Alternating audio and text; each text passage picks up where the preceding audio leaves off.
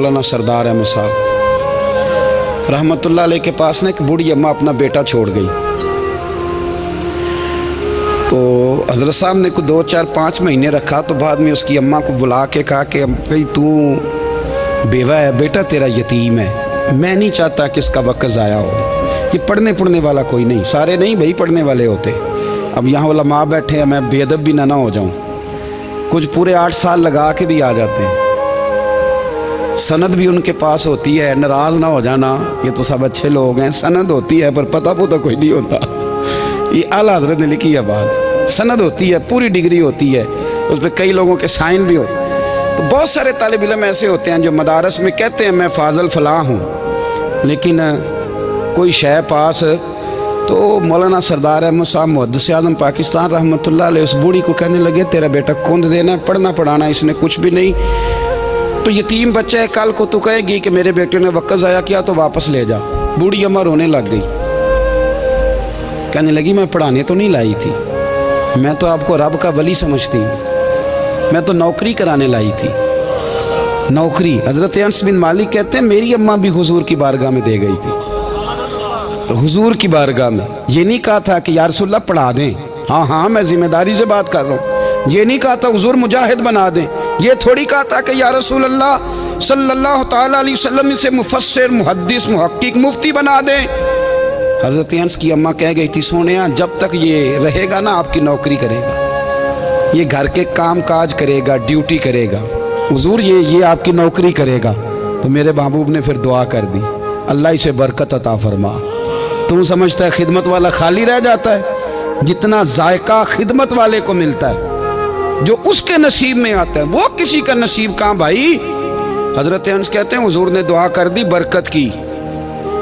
मुझे तो खेती बाड़ी आती भी नहीं थी, पर लोगों के बाग में साल में 1 दफ़ा फल लगता था, मेरे बाग में 2 दफ़ा लगता था।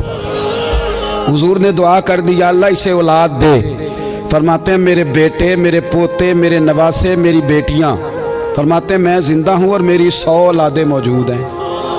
परेशान हो गया 100 सुन के बच्चे 2 ही अच्छे, 100 औलादें मेरी मौजूद हैं। हज़रत अनस बिन मौलाना सरदार अहमद साहब के पास ना छोड़ गई बच्चा, कहने लगी हज़रत जी मैं को पढ़ाने के लिए थोड़ा छोड़ गई हूँ, मैं तो इसलिए छोड़ के गई हूँ कि आप मेहरबानी करें, खिदमत कराएं। तो हज़रत जी कहने लगे कोई ऐसा काम ही नहीं, खिदमत वाला क्या कराऊँ? कहने लगी पट्ठे पवा लिया करो जी। हम लड़ पेंदे ने, कहने ने बच्चे काम कर दें मदरसे का। हालांकि अब कहाँ बच्चे काम करते हैं, अब तो गुजर गया दौर, अब तो बच्चे काम कराते हैं। अब बच्चे भी नाराज़ हो रहे हैं, घूर के देख रहे हैं। सही कह रहा हूँ आपको, बच्चे काम कराते हैं, बच्चे कहाँ काम करते हैं। कहने लगी ये चारा डाले करेगा आपकी भैंसों को। तो हज़रत ने उसको कहा कि बीबी चारा मेरी भैंसों को डालने के लिए मैंने बंदा रखा हुआ है, तो तू जा ले जा। कहने लगी हाथ बांध के हुजूर मेहरबानी करें रख ले, चारा डालेगा। और पुत्र तवज्जो से चारा डालना हज़रत की भैंसों को। रोने लगी, हज़रत ने रख लिया, महीने का खर्चा भी देते। शाम को ना वो सारा दिन काम करता, शाम को आके पैरों में भी बैठ जाता, हज़रत जी लाएं तेल थोड़ा सा, पैर ना दबा दूँ। 8 साल साथ वाले पढ़ते रहे, ये बेचारा नौकरी करता रहा। मेरा रूप भी नहीं तो मेरा रंग भी नहीं, और मैनू यार मनान दा टंग भी नहीं। कभी कभी ना हज़रत बिलाल हबशी फारग होते ना, तो नबी पाक की बारगाह में अर्ज़ करते हुजूर कोई काम तो नहीं, सारे हो गए, हुजूर जाऊँ ज़रा, चले जाते। एक दिन सलमान फ़ारसी कहने लगे या रसूलल्लाह ये बिलाल कहाँ जाता है? फरमाया जा देख के तो आ। हज़रत सलमान वापस आए तो आके रोने लगे, कहने लगे सोनिया जब यहाँ से जाता है ना तो जाके सैयदा फ़ातिमा की चक्की पीसनी शुरू कर देता, बीबी साहबा के काम करने लगता है, घर में जाके असनैन की ड्यूटी करता है, वहाँ भी काम यहाँ भी काम। वो चारा डालता रहा, उसने चारा डाला। हज़रत मुहद्दिस आज़म की भैंसों को दस्तार फजीलत का वक्त आ गया, सारे पगड़ियाँ सजा के आ गए, आज दस्तार होगी। ये ना पीछे होके बैठ गया, चूँकि पढ़ा ही नहीं था तो दस्तार का है कि दस्तार तो उसकी जो पढ़ेगा, हमने तो पढ़ा ही नहीं, हमने तो यार पढ़ा, घर पढ़ा, ड्यूटी करी।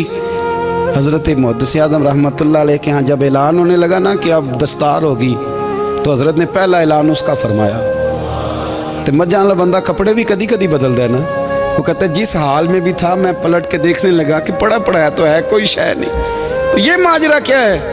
पीछे से उठ के आए, तो تو کہتے ہیں باقیوں کی دستار کسی عالم نے کی, کسی صوفی نے کی, لیکن یہ بھینسوں کو چارہ ڈالنے والا جب آیا تو محدث اعظم نے فرمایا پگڑی کے بال کو کوئی ہاتھ نہ لگائے, یہ ساری دستار میں نے کرنی ہے.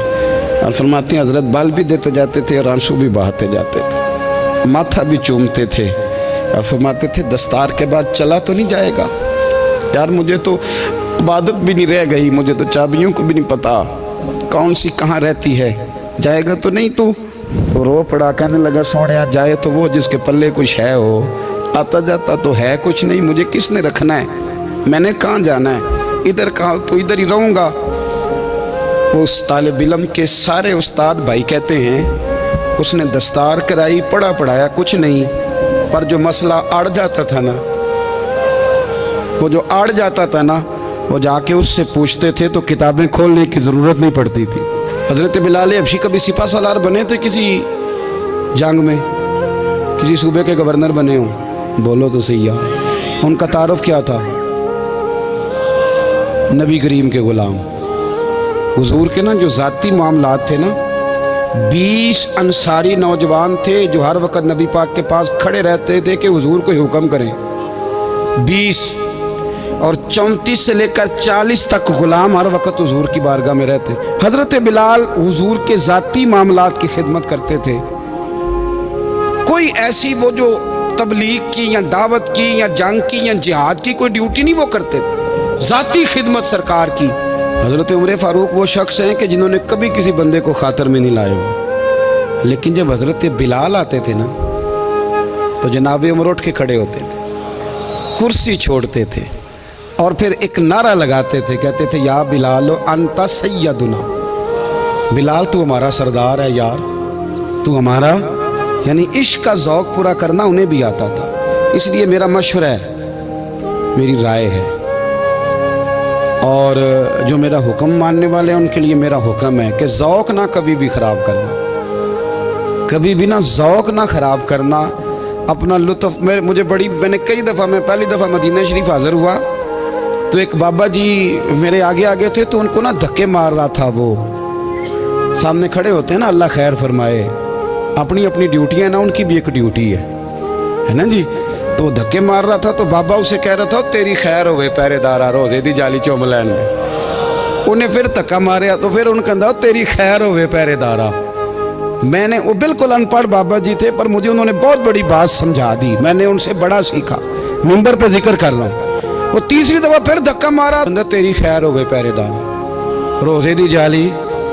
تو بابا جی باہر نکل آئے تو میں بھی پیچھے نکل آیا, تو میں نے کہا بابا جی یہاں کچھ انہوں نے بنگلہ دیشی اور ہندوستانی بھی رکھے ہوئے ہیں, پر یہ تو عربی تھا خالص, انہوں کدوں تہاڈی بھی سمجھ آؤندی سی, تسی پنجابی دا شعر سنائی جا رہے ہو. کہندے پتر مینوں بھی پتہ ہے انہوں نہیں سمجھ آ رہی, پر میں تے اپنا رانجھا پہ راضی کردا سا, مینوں پتہ ہے انہوں کہا او یار اسی رانجھا بھی تے راضی کرنا ہے کہ نہیں, کہ ساری زندگی کیلو کال کے جھگڑے میں پڑے رہنا. اے عشق تیرے صدقے جلنے سے چھٹے سستے, جو آگ بجھا دے گی وہ.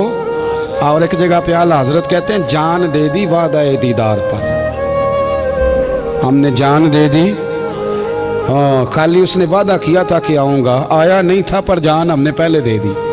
تو اس لیے نا ذوق, شوق, پیار, وارفتگی, محبت اساتذہ کے لیے, بزرگوں کے لیے, علماء کے لیے, مشائخ کے لیے, بڑوں کے لیے نہ ذوق نہ کبھی خراب ہونے پائے. اللہ آپ کو سلامت رکھے. اور کچھ دعائیں میں نے دے دی ہیں, کچھ اللہ جانتا ہے میرے دل میں ہیں, وہ میں دیتا رہتا ہوں. اللہ آپ کو ہمیشہ شاد و آباد فرمائے.